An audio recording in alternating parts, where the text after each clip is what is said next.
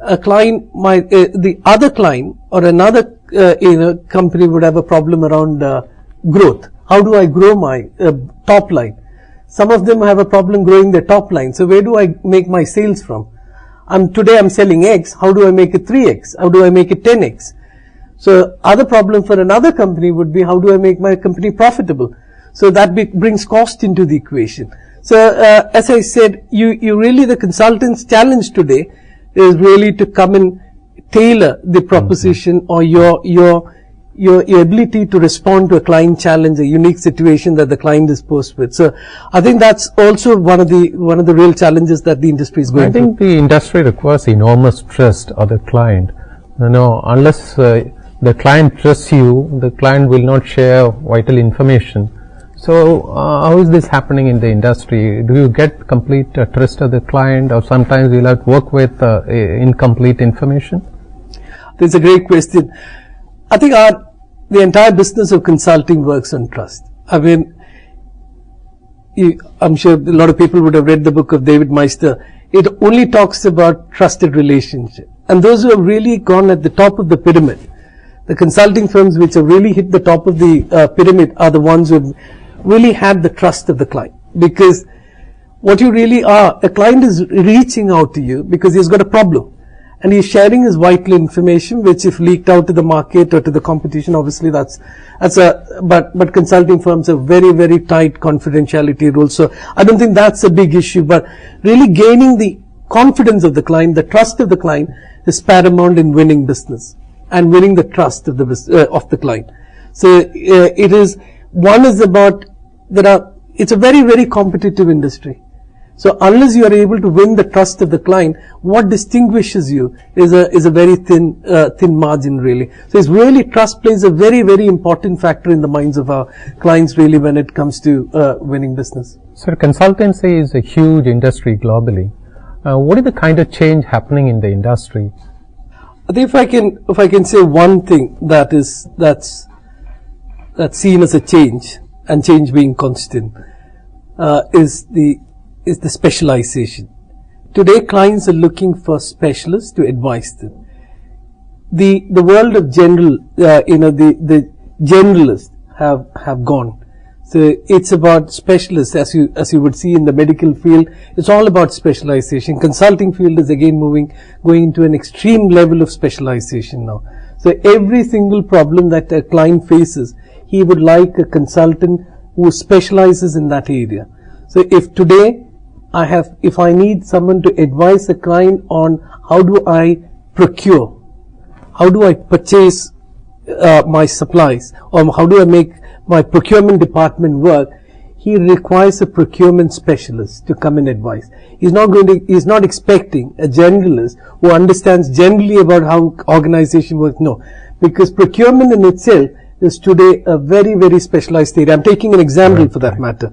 And the same applies for IT. For example, you're talking about IT, if it is, you have to be a specialist in that particular area to advise the client. So the real shift that we are seeing is the time has shifted from being a general advice where you could get away with, to a very, very specialized consulting business.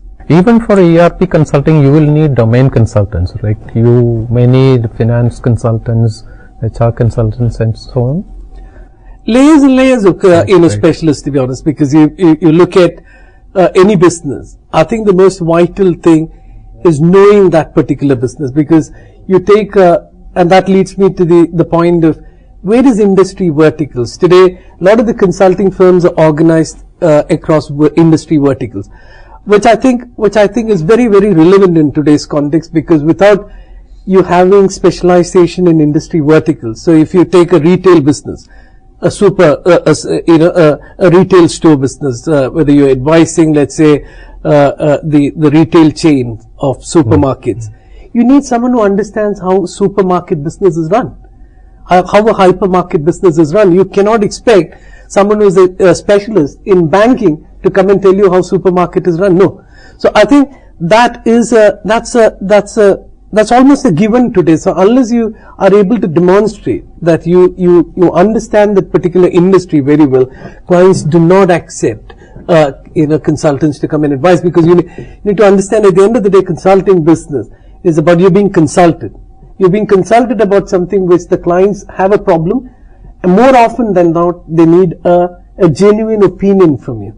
And I think if to be consulted in itself is a privilege, and only if you have the knowledge, you can be consulted. So I think it's specialization, it's experience, it's having done you've got to have made your mistakes, and you've got to have grown through the ranks to be able to give the right advice. So I think that's the real, the change that we are seeing, which is about the specialization. You cannot be a generalist and get away in consulting business. Okay. How do you select your clients? As these top companies, they'll have plenty of choices. Now, what are the criteria in selecting clients for consulting? I think each consulting company would have its own parameters as to how they go about. But in general, I can say that you select clients where you feel confident to advise them. If I'm very good in banking, or if I'm very good in, let's say, real estate, I'm very good in when it comes to oil and gas industry, then my preference will be to those clients.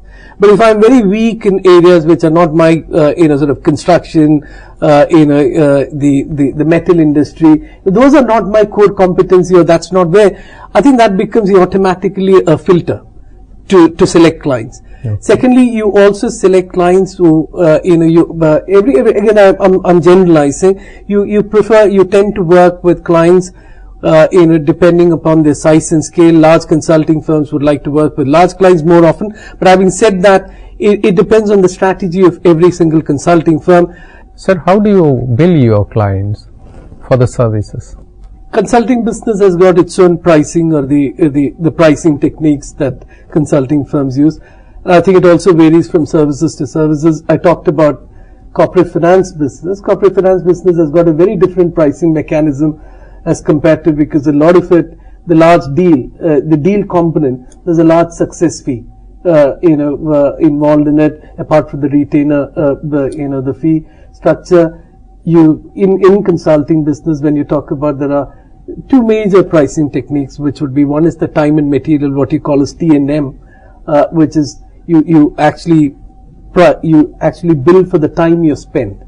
So if a consultant spends a day, is billed for a day. The client gets billed for a day.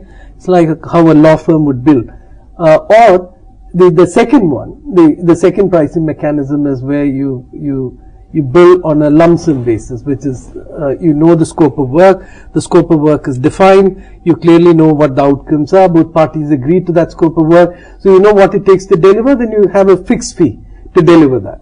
I think time and material is more common when you are unable to pin down the scope very well. The timing could be, the timing is not a fixed affair. Then you tend to go towards a time and material.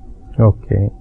Well, this is a highly qualitative kind of work. You need a lot of knowledge. You need knowledge about skills. Okay, and you need knowledge of the industry, specific domains. Now, how do you actually develop consultants for the industry? What are the competencies required for this job? I would say, consulting business is a very, very high energy business, because you have to be on your toes. There's plenty of traveling involved. As I said, there's no one single situation. You're posed with multiple challenges all the time. So I think the competencies that you look to develop would be some of the basic consulting skills, which is about, being able to understand. You got to be able to have a very, very good understanding of the broad, the aspects of a business. Irrespective of whatever nature of the industry it is, you got to have the basic tenets of a business understood very well. So how a procurement division works, how a sales function would work, what are the features of an HR function. So you need to have a very broad, and in my view, you need to have a very thorough understanding of how an organization works in general. What are the components of how what makes an organization succeed, what makes an organization fail, and how the business architecture, the internal business architecture of an organization. These are things you learn over time. I mean, how much ever you try and learn from the books, there's a lot of learning that you only when you closely encounter with situations, you actually see large corporations in close quarters, you understand that. And I think over time it is about being versatile is important, because like consulting, as there's no stereotype in it. I think it's not a stereotype business. It's a business which is very exciting because it brings it brings the best out of you, because it's like you're being an artist. It allows you to be creative. You're being asked of an opinion, so you can come out with something which is completely out of the box. And the clients today are looking for not something which they've already seen in the past. If an organization wants to succeed today, they're looking for an advice which will take them much ahead in the game. So they're really looking for something fresh. They're looking for new. They're looking for something out of the box. So I think people are able to use their basic skills, which they have, taken from the classroom through to their experience, into creating something which is very unique for a client. And that's what consulting business to me is really. It becomes very powerful to the client, because clients would value that opinion. Because if you are going and telling him what clients have done in the past, I don't think that is really adding much of value. You really want the organizations today are looking for advice which others cannot emulate that easily. If there are things which 10 other companies can easily emulate, you're asking a competition to join your your party. So you want something which is very, very difficult for your competition to emulate, and which takes you. So I think consultants have a long way to go. A great opportunity there. People who have, but I think the core competency would be thorough knowledge of business, how a business works. If you're specializing in an area, deep specialization in that area, and I think the ability to completely think out of the box and creative solutions, I think would be the order of the day. How does the consulting industry go about the business?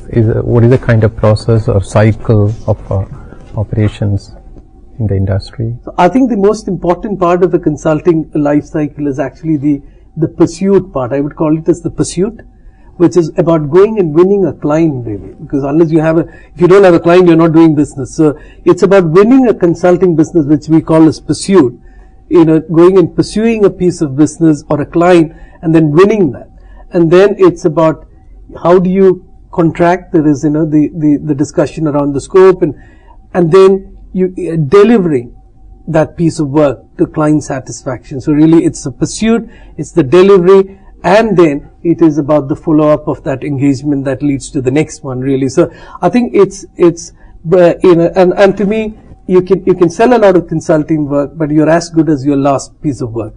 And clients today are looking for the quality of work. There's no question, there's no compromise on the quality of work as far as clients are concerned. Clients are willing to pay, but they need good quality. Yeah, in consulting, a huge amount of change management is involved, because you'll be advising the client on some problems.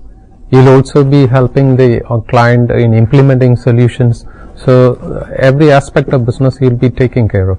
The challenge is huge.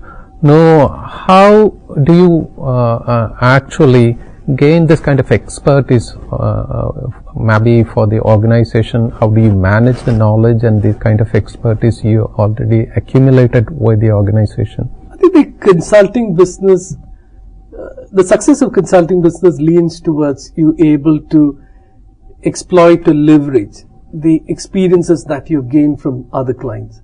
So unless you have a very, very strong knowledge management system within consulting business, it's very hard to run a consulting business. So you cannot reinvent the wheel every single time. You have to fall back on the experience that you've gained, the research that you've done in the past. All of that becomes your fallback. And that's your starting point. That's your asset. That's your knowledge asset that consulting firms lean on. Because that's why established consulting firms are more powerful or stronger than the new ones, because they have the repository, they have the knowledge, they have the know-how, not just through the people, but also the IP they have established over years. And I think you talked about another subject, which is also when you go into a client place, the whole change management. And I think consultants today, and a lot of what you're seeing today is not just advice being given. A lot of clients today want help in actually implementing the solution. We don't want consultants. A lot of clients would tell you that we don't want consultants to come and tell us how to do it. Show us how to do it. Actually do it for us. So be part of the organization, handhold them through the journey. So I think that's another remarkable change that we are seeing in the industry, where the people are being asked to the consultants are being asked to implement the solutions that are being advised really. So I think that brings a big equation of change management, because consulting most of what you do involves a change, because you're asking from a particular position to be changed to another position. So there's change involved. And when you have human beings, change becomes very difficult, because human beings generally are reluctant to change. So getting their minds and hearts again, together and being open to that change is a big thing. So I think change management, you would see, again, is a profession that's becoming such a powerful field in itself, because people who are able to influence and get through that change, communicate that change, bring people together, get the buy-in. It's a very big term in consulting business or any organizational business term. You'll hear the word buy-in. And it's important that the consultants are able to work with organization leaders to get the buy-in of their people, because otherwise most of the projects tend to fail. Large organizational or transformation projects, we call it as transformational projects in our parlance, tend to fail because you're not being able to get the acceptance of the buy-in of the key stakeholders, which invariably are people. The industry involves huge risks. Okay, the consultant will be advising or maybe overseeing implementation, but ultimately the cost has to be paid by the company, the client organization. Does your client organization make you accountable to some results? I think again you're touching on a very relevant point, because clients today are looking for outcomes. A lot of the payment mechanisms are linked, or the payments are linked for consultants. They're linked to actual delivery of results. So from being just committing to deliver something is very different from actually showing results. So today the consulting business is also coming under a lot of pressure, because the clients are becoming more and more intelligent to actually link the outcomes to the fee structure. So I think that's a very, very important shift, because the moment you're involved in implementing something, you have to show results. It's very different from giving a piece of advice and then walking away, as opposed to taking that advice and implementing that. Implementation should end in results. So when you have results, when you have to demonstrate results, you can easily link that back, that becomes your KPIs, and then you can link that back to your fee structure. Yes, it is an emerging trend in the industry. Yeah, there are hundreds of thousands of management students willing to enter the consulting industry, and you will have plenty of opportunities to hire people. Now, what do you look for in those aspirants to enter the industry, in terms of maybe skills or competencies, etc.? I think for me, consulting again depends on what you're hiring for, but for a junior consultant who is just about going to come through the ranks, I would look for a good educational background, someone who has actually done a good business degree. I mean, whether you call it an MBA or in any other form, but a very solid business degree is important, because he should have gone through and depends on whether he specializes in finance or marketing, but it's important that he has studied the overall business architecture very well. And in terms of attributes, you look for someone who's got the energy level, because as I said, consulting business is a 24/7 business. Really, the clients are always at you. There's no place to hide in this business, really, because you're always being asked questions. There's pressure to deliver, as you said, deliver results for clients. So I think high energy is a very, very important attribute. I think ability, to present and articulate your thoughts. I think equally important. Being a consultant, you can be in our profession, it's important, as much as you're knowledgeable, it's also important that you're able to communicate that to your clients and influence your clients, really, so that they buy your service. So I think that communication part is very, very important. Energy levels and a good attitude. Above all, I mean, I can tell you, like any other profession, You can be the best talent ever possible to have seen, but the most important thing is the attitude. Do these organizations have a strategy to develop these people, particularly the newly recruited people, hired people, into maybe competent consultants? Do they have any consistent program of developing them? All large consulting firms do invest quite a lot of time and money in training their resources, because training, learning and development is an integral part of a consulting business, because that's what makes you a good professional. There's the whole soft skills part of it, because to be a good consultant you need to have very, very good, in my view, good interpersonal skills, and I think that someone very naturally gifted in that area, but some would require a lot of training, bit of fine tuning, and that's all part of a firm's responsibility to and once you're in a consulting business, it becomes almost consulting business requirement that you keep upgrading your resources knowledge base. So training is one of the areas that you look for to do that, and all large consulting firms have a very, very dedicated training program, and I think that's what makes resources better and better as they go. Thank you very much, sir. It's an excellent presentation. We could understand a lot about management consulting and also the advisory services. Thank you very much once again. Thank you.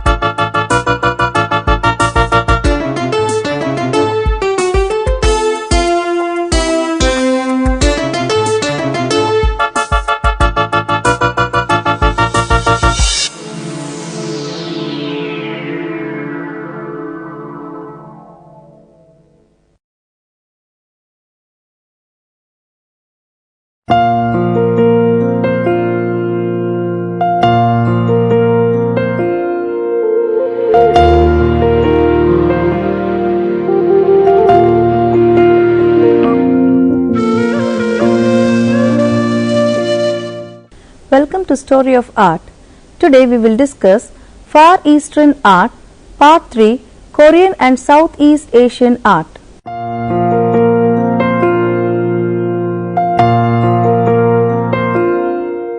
In his book, The Story of Korean Art, Yo Hong-jun, professor of Myongji University, says Korean art has been much influenced by China from the formation of the ancient states to the 19th century.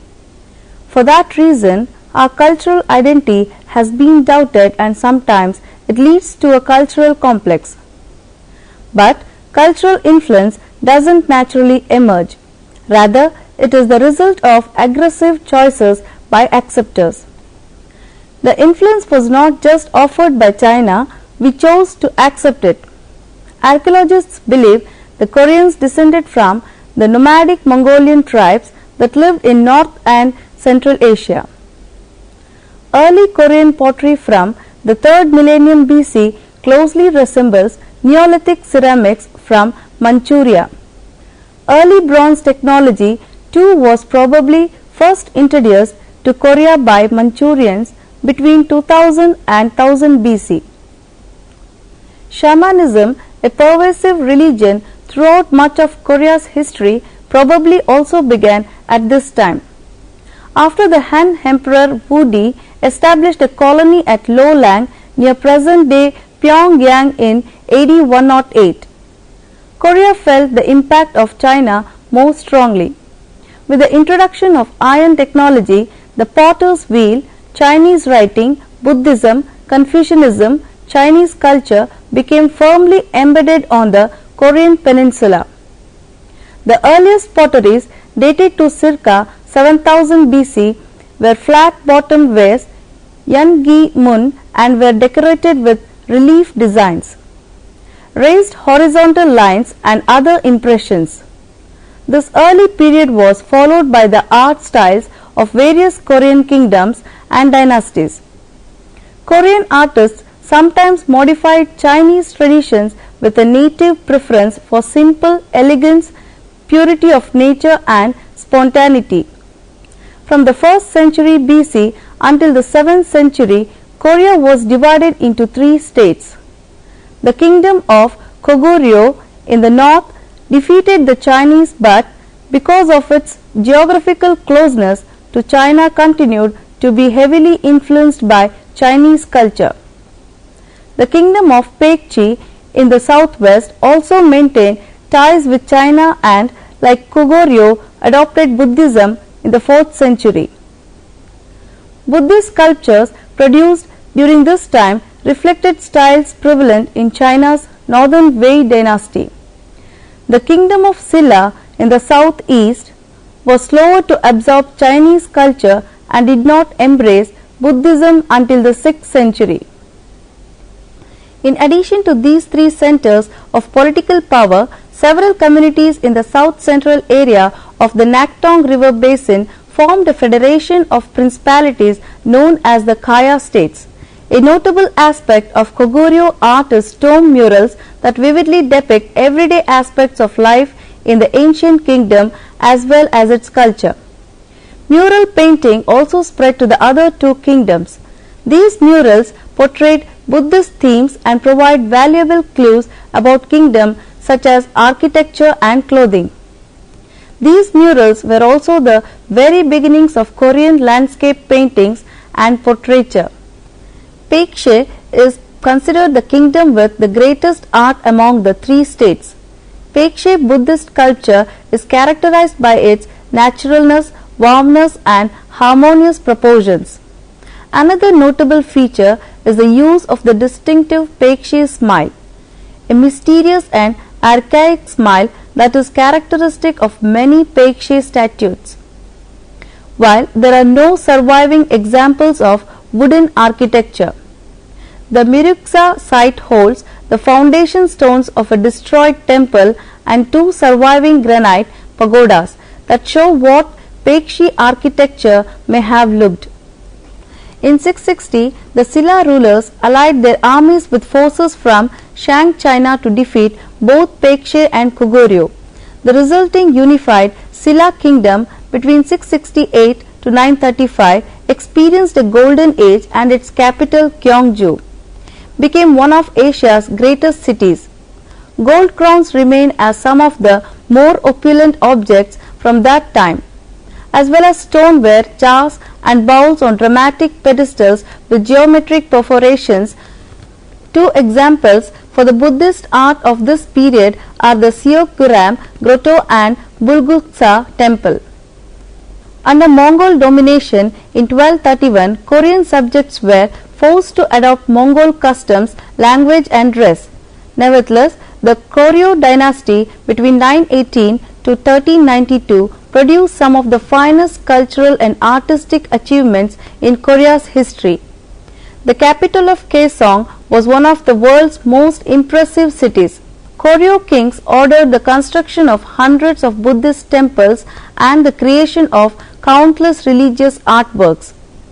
The most famous achievement, however, was to create ceramics with luminescent celadon glazes and delicate inlays. The rulers of the Yai or Choson dynasty between 1392 to 1910 adopted Confucianism as their governing ideology and withdrew official support for Buddhism. During their reign, Confucianism's conservative ethics and values dominated Korea's social structure and attitudes. Like their Chinese counterparts, Korean scholars practiced the twin arts of calligraphy and painting. Rejecting the opulence of the previous Koryo dynasty, Yai potters made a coarse, informally decorated ware known as puncheong. Simple white porcelains inspired by the Chinese also became popular during the early centuries of the Yai dynasty, and by the mid-15th century, white porcelains with blue, brown and red designs began to be produced as well. Unlike Chinese porcelains, however, Korean ceramics are known for their vigorous painting styles and whimsical designs. The decline of the strong Buddhist culture, which helped lead to a reduction in quality celadon products, also helped to move Korean painting away from its emphasis on religious motifs. In this period, a national painting style of landscapes called True View began, moving from the traditional Chinese style of idealist general landscapes to particular locations, exactly rendered. The mid to late Joseon dynasty is considered the golden age of Korean painting. At the same time as the interest in realistic landscapes surged, so did the practice of painting the realistic scenes of ordinary people doing ordinary things. Genre painting, as this has come to be called, is the most uniquely Korean of all the painting styles and gives us a historic look into the daily lives of the people of the Joseon period. Some of the most notable of the Shono painters were Kim Hong-do between 1745 to 1818, who left a large collection of paintings portraying many different scenes from Korea's past in vivid colors. Kim's works show ordinary people, male and female, young and old, engaged in everyday work or play. The figures are usually set against an empty or simplified background, so that it is the facial expressions and physical movements of the figures, along with the activity at hand, often involving the classroom, public sports or entertainment, or some type of manual labor, that become the focus of the picture. The paintings represent a moment in time, frozen, yet fully alive with all the sounds, actions and emotions. Kim's paintings are also often humorous, such as the scene of a boy being scolded by his teacher while his schoolmates giggle in the background, highlighting the light-hearted and playful side of life. Another of the great Shono painters was Shin Yun-bok, whose paintings often risk scenes were both romantic and sensual. Unlike Kim, Shin painted scenes of aristocrat scholars engaged in leisurely activities, such as boating or listening to musical performances. In addition, he also well known for his pictures of courtesans known as kisseng in Korea. Many of Shin's paintings involve a group of men on an outing with courtesans, semi-nude women bathing or laundering in the stream, or lovers' secret rendezvous, and are either subtly or overtly erotic. Minhwa or folk paintings are by far the most interesting of the traditional Korean paintings. The characteristics of Minhwa paintings are that they were all painted by unknown artists, and all were painted near the end of or after the Joseon period. Though many of them appear rather childish and unrefined, quite a number display great painting skill. Two schools of landscape painting were of particular importance during the Joseon period. One was led by the 15th century court artist An Kyon. His landscape paintings adapted and transformed stylistic and conceptual elements of the old northern song landscapes and perfected a unique style. He played with innovative and striking compositions that challenged conventional notions of space and time within painting. His distinctive brushstrokes were copied and adapted by his followers, who continued the tradition even after his time. The other major school or style of landscape painting arose in the 18th century, led by the master artist Chong Sun. His true view landscape style revolutionized the whole concept of landscape painting in Korea. The achievement of true view landscape painting lies in its ability to evoke the essence of both native landscape scenery and native sensibilities. Now, let us look into the art history of some other Southeast Asian regions which have maintained strong cultural bonds throughout its history with the three regions China, Japan and Korea we have discussed. Art of Southeast Asia. The major influence that wielded these regions culturally was that of India. In the wake of Indian religious beliefs, Indian artistic styles spread to the South Asia and to the Indonesian islands.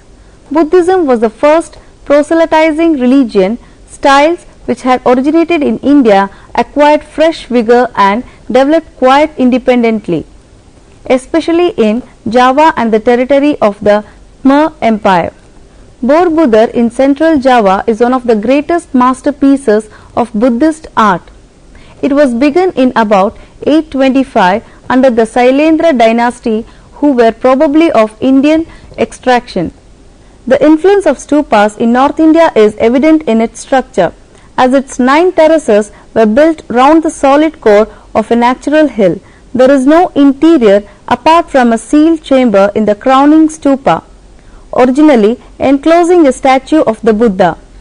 The form of stupa was multiplied rather than magnified. There are 72 small bell-shaped stupas encircling the main one.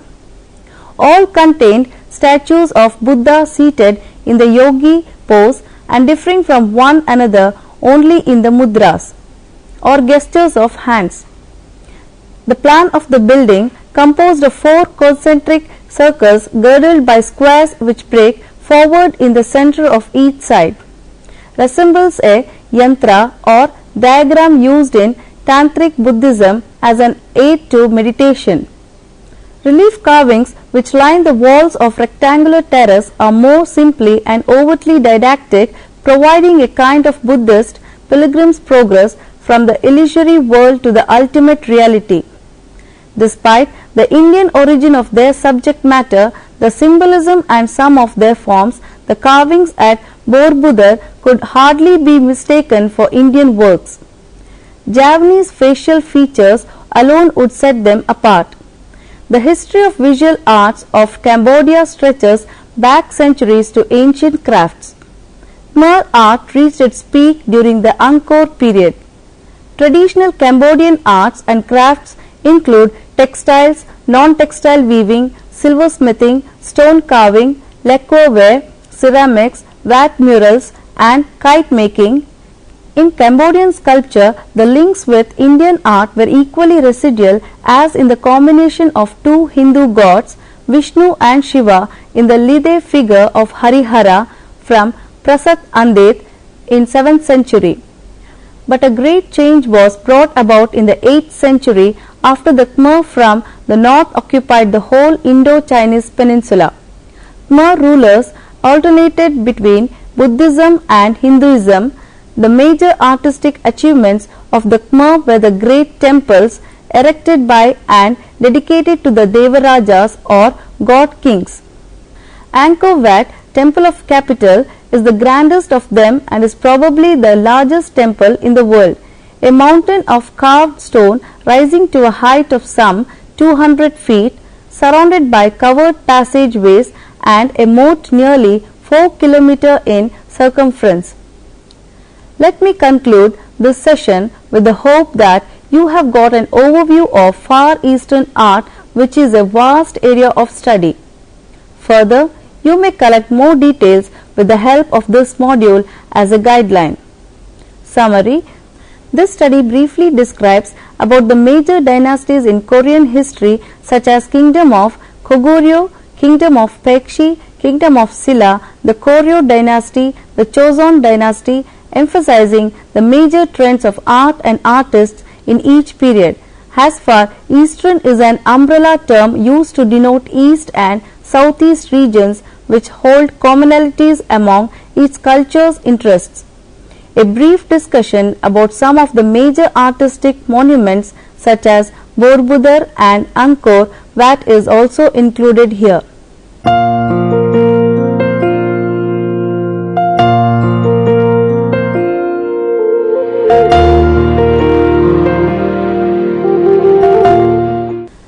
Prepare an essay on the monuments of Southeast Asia.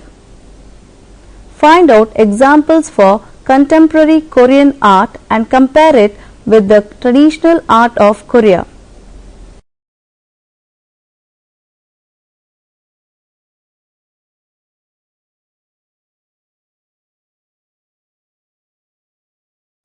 Hutt, Julia, Understanding Far Eastern Art. Oxford, Phaidon. Yo Hong Jun, The Story of Korean Art. Michael Sullivan, The Meeting of Eastern and Western Art. Rooney Don F., Angkor, Cambodia's Wondrous Khmer Temples. Hope you have enjoyed this session. We will discuss another topic in next session. Till then, bye.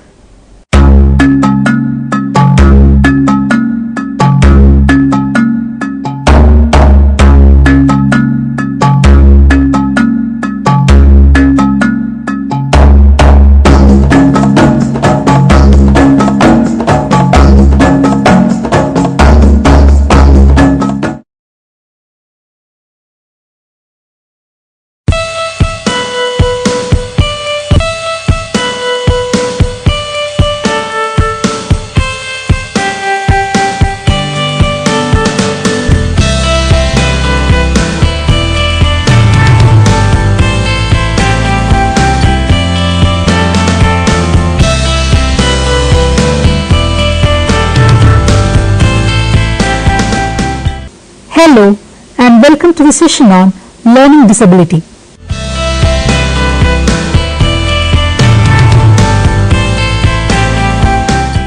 In every classroom, there sits at least one who is obviously and demonstrably bright but who fails to keep up with his class in one or more subjects. These children differ from one another in many ways. Some are restless and move about a lot. Some are easily distracted from what they are doing and some have trouble paying attention. As is true of children in general, no two of these children are ever alike. Some children are a source of irritation and despair to teachers and parents alike. The reactions of these parents and teachers inevitably increase the pressure on the child who is already frustrated. It is, therefore, not surprising that such children develop dislike for school, anger for teachers, jealousy towards successful siblings and peers, negative self-evaluations, and behavior such as aggression. This further complicates their level and the task of finding out what is wrong with them. People will blame the learning problem, that is the aggression, instead of recognizing that the aggression is the result of the learning problems. Learning refers to the change in the subject's behavior to a given situation brought about by his repeated experiences in that situation. The process of learning involves 4 stages of information processing like input, integration, memory and output.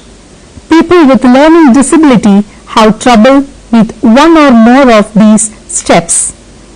Learning disability is a disorder which affects the selection, retention and expression of information. It can be seen in children with average and above average intelligence. The incoming and outgoing information may be scrambled as it travels between the senses and the brain. The learning disabled people have difficulty in taking, organizing and acting on information their brains receive through the senses. The term learning disabled is applied for heterogeneous group of children who experience difficulty in maintaining normal progress in school, but they are not mentally retarded, emotionally disturbed or physically handicapped. Usually, there is significant discrepancy between what is expected from the child and the performance of the child on school tasks or standardized tasks. Learning disorders are mainly caused by the intrinsic factors like central nervous system dysfunction and specific deficits in information processing or the ability to learn. Although one or the other learning problems may be caused by extrinsic factors like mental retardation, sensory impairment, emotional disturbance, cultural differences, lack of educational opportunities, etc., learning disability is not the direct result of such external factors or conditions. There are many children who don't do well in school, many children who have difficulty in learning, but not all are learning disabled. The learning disabled child is not mentally retarded. The learning disabled child is not physically impaired. The learning disabled child is not emotionally disturbed, and the learning disabled child is not culturally disadvantaged. Definitions. Varied definitions of the term learning disability have been given. Beginning in 1962 with Samuel Crick's first effort to define the term, professionals, parents and government agents have been trying to develop a valid, widely accepted definition. According to Myers and Hamel in 1969, learning disability is an aspect of specific type of exceptional child and not general to all children with learning problems. S. A. Cook in 1971 defined as follows: the term learning disability is not meant to be used for children with minor or temporary difficulties in learning, but with a severe discrepancy between ability and achievement in educational performance, and such severe discrepancy described as learning disabilities with significant learning problems that cannot be explained by mental retardation, sensory impairment, emotional disturbance or lack of opportunity to learn. National Joint Committee on Learning Disabilities USA defined LD as this: learning disabilities as a generic term refers to a heterogeneous group of disorders manifested by significant difficulties in the acquisition and use of listening, speaking, reading, writing, reasoning or mathematical abilities. These disorders are intrinsic to the individual, presumed to be due to central nervous system dysfunction, and many occur across the lifespan. Problems in self-regulatory behaviors, social perception and social interaction may exist with learning disabilities but do not by themselves constitute learning disability. Causative factors and behavioral manifestations. Once one is aware of the learning disabilities, it is essential to find out the reasons behind it. Depending on the types of learning disabilities found in children, a number of researches have been conducted to find out the possible factors or causes leading to learning disabilities. Some of the factors are within the child, while others are in the environment. The main causes of learning disabilities can be broadly classified into 4 categories: physiological factors, psychological factors, environmental factors, and educational factors. Physiological factors: brain injury, minimal brain function, and damage to central nervous system are considered as primary or basic causes of learning disabilities. Brain damage can occur due to prolonged labor, premature birth, birth complications, maternal age, use of drugs and alcohol during pregnancy. Neurological damage can lead to impulsivity, figure ground circumstances, visual motor disorders, thinking and conceptual disorders. Genetic factors may also be the cause of learning disabilities. It may occur in particular families. Various metabolic or biochemical factors may cause learning disabilities like hyperactivity. Prenatal and postnatal factors may lead to LD. Many learning disabled children were most often the products of pregnancies with complication. For example, low birth weight, maternal endocrine disorder, radiation, maternal age, premature birth accidents, head injuries, malnutrition, etc. Lack in the maturation of central nervous system components may also cause learning disability.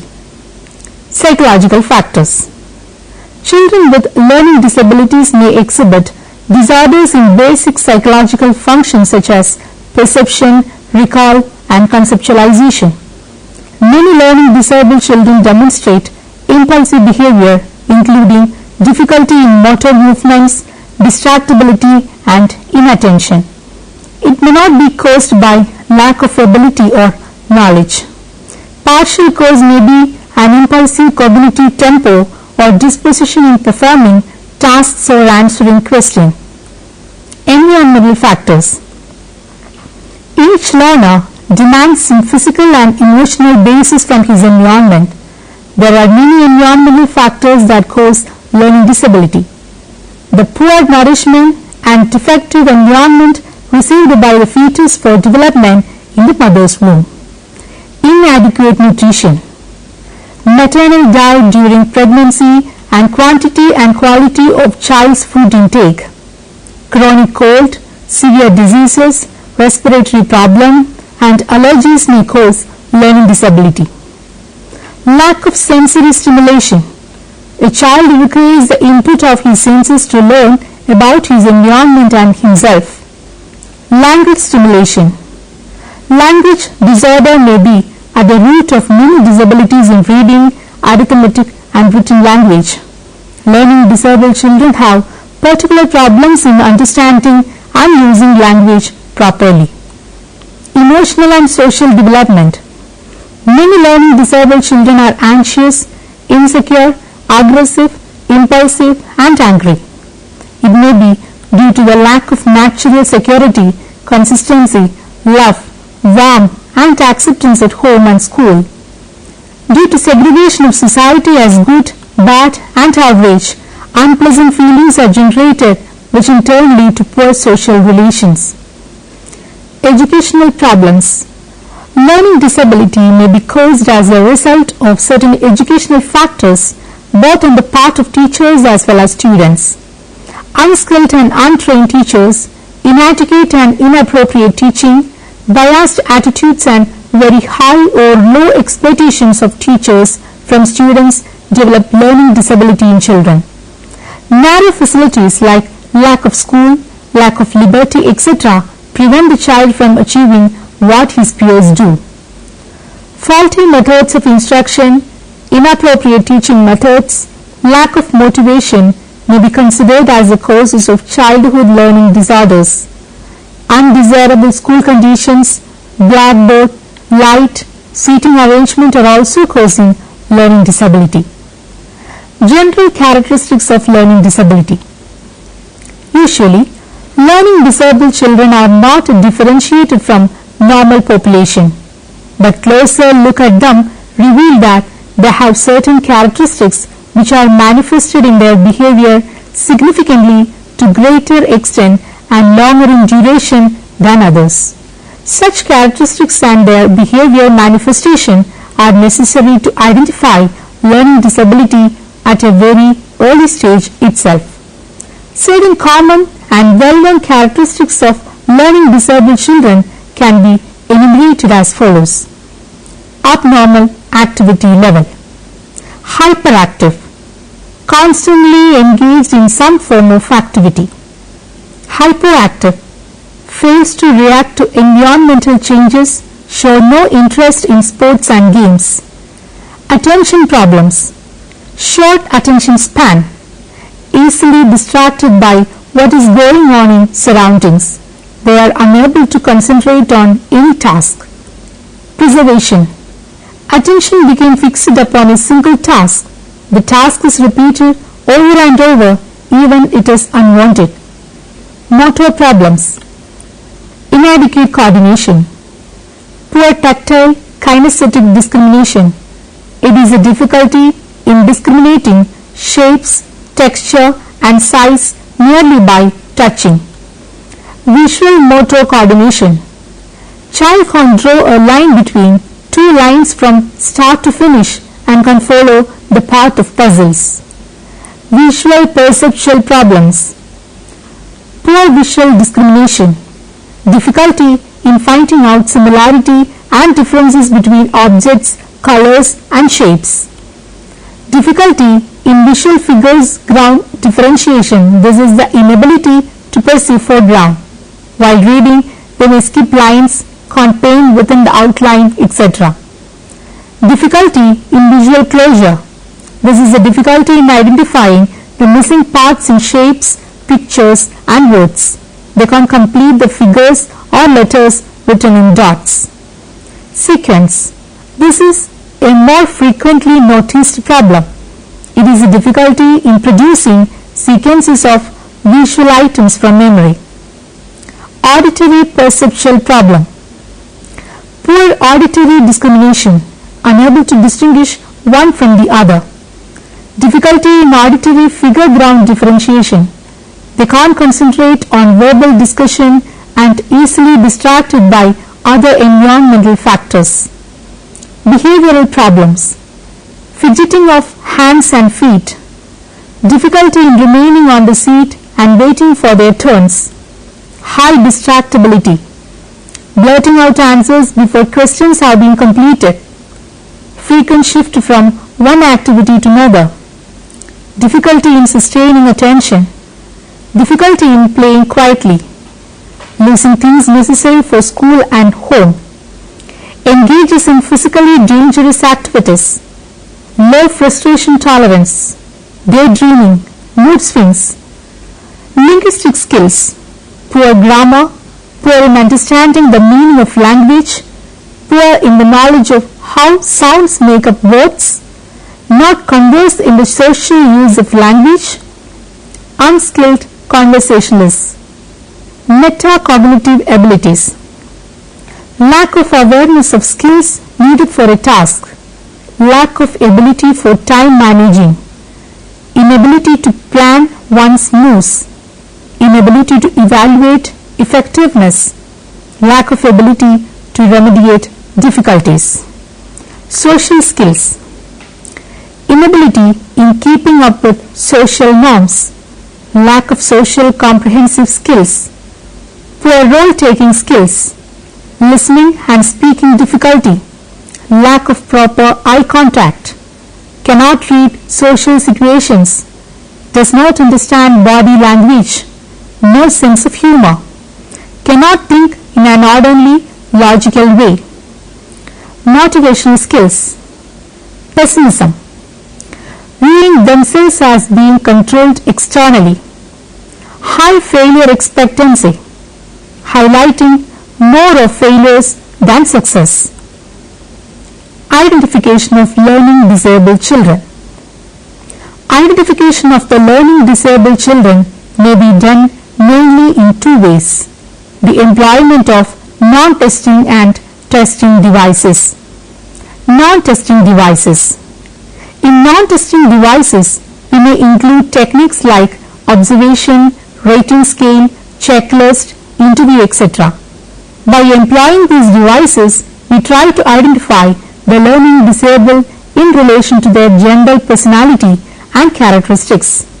We may find a list of these characteristics common with the learning disabled and weigh the observed child in relation to these for the identification of the degree of disability. We may also seek the opinion of the teachers and other persons regarding the learning abilities, mental level, scholastic potential, etc. through such devices for the diagnosis and identification of learning disabilities of children. Testing devices. Testing devices include different types of tests that can be used as diagnostic measures for the identification and assessment of children with different kinds of learning disabilities. Generally, the following types of tests fall into this category. Standardized diagnostic test.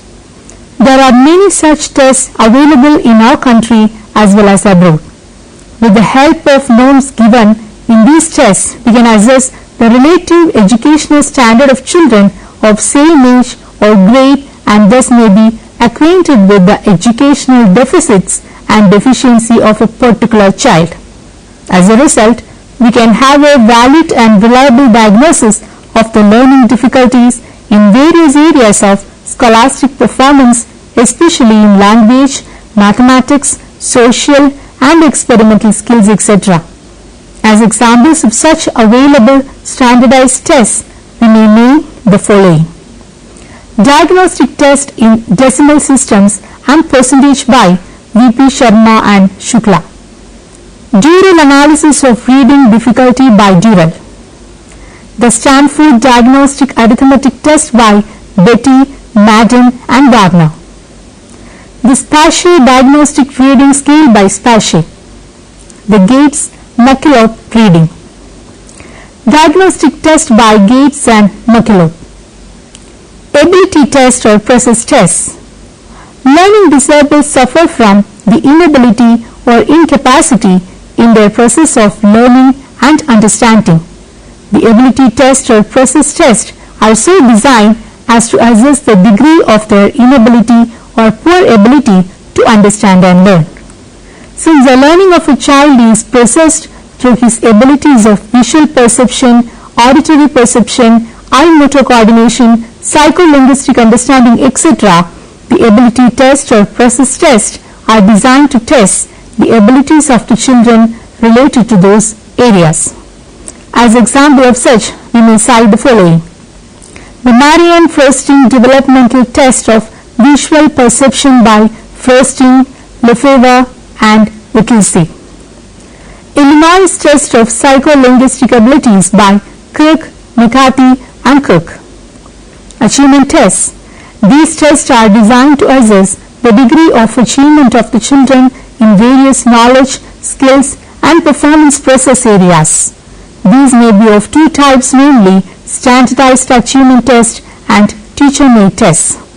While the former are structured for administration, the latter are constructed by individual teachers in their respective subjects or areas for assessing the degree of children's achievement or diagnosing their learning difficulties and disabilities.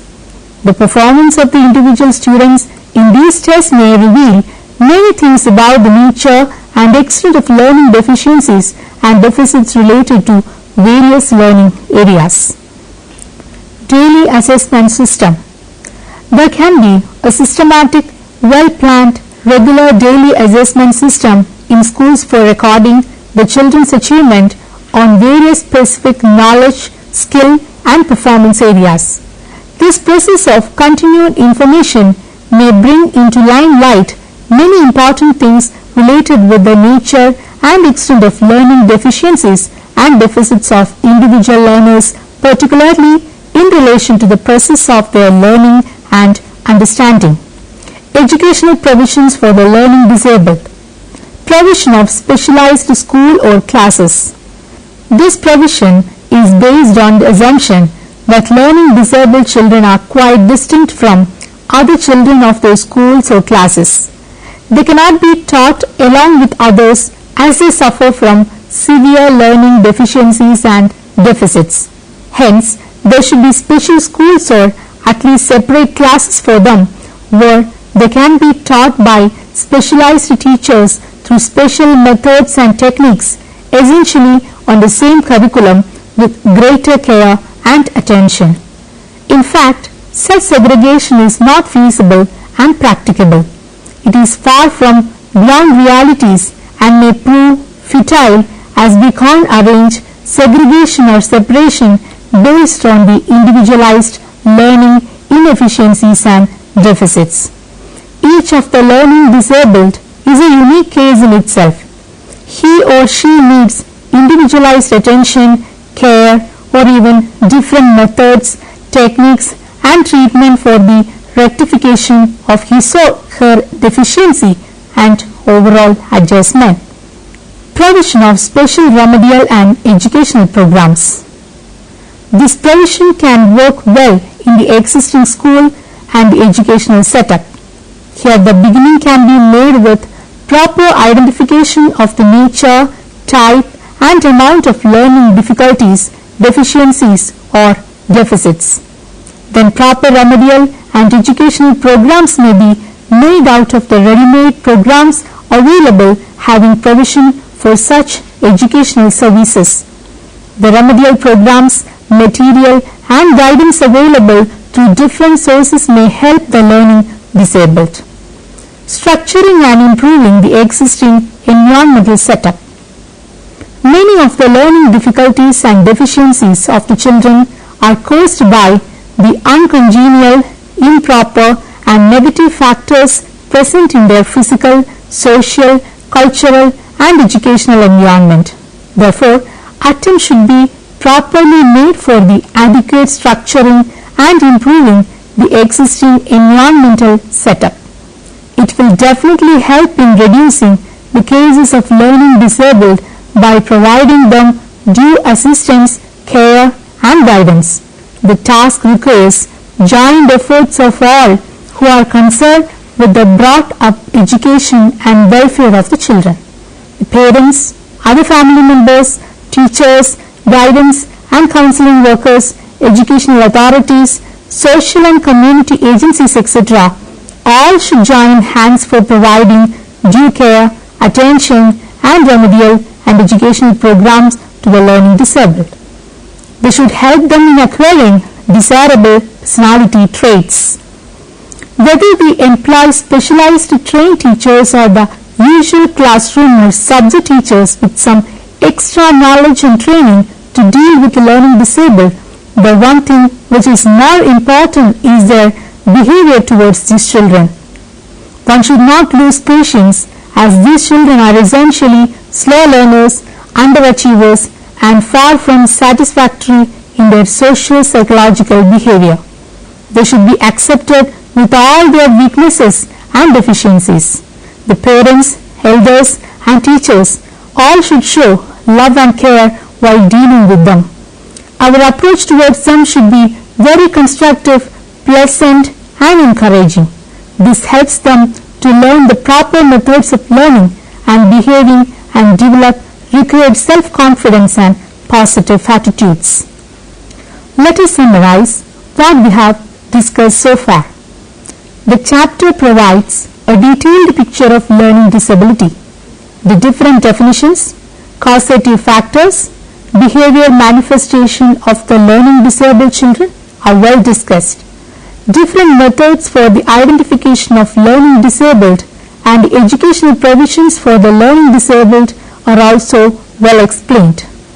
Now you can try to answer the questions given here.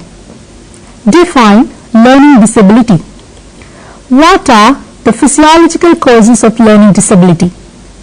What are the environmental factors which lead to learning disability? What are the general characteristics of learning disability? What are the different tests to identify LD? Enumerate briefly the educational provisions for the learning disabled. Hope that you may go through the reference books given here for further understanding. Encyclopedia of School Psychology in 2005, edited by Lee. Sage Publications, New Delhi. Learning Disability and Child Altruism, Anxiety and Aggression, Volume 10 in 2006 by Millen, Ho and Wong. Learning Disabilities in Primary School Children in 2003 by Pandey, Anmol Publications Private Limited, New Delhi. Learning Disabilities, a Practical Guide to the Practitioners in 2000 by Reddy, Ramar and Kuzuma, Discovery Publishing House, New Delhi. Thank you for watching this program. We will meet again with another topic. Have a nice day.